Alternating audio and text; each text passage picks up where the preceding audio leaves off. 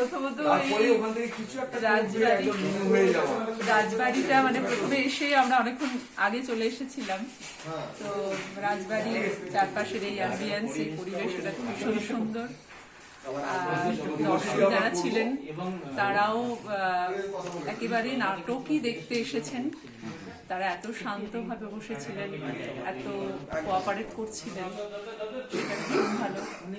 আয়োজক সংস্থা বাক্সা প্রাপ্ত নাট্যজন, এনাদের সহযোগিতা এবং আপ্যায়ন, এনাদের সবকিছু এনারা যেভাবে বাসে ছিলেন সেটা তো অবশ্যই। আর সব থেকে বড় কথা, এত প্রচন্ড ঠান্ডার মধ্যে এতজন দর্শক শেষ পর্যন্ত বসে নাটকটা দেখলেন, এটাই আমাদের কাছে সব থেকে বড় একটা পাওনা।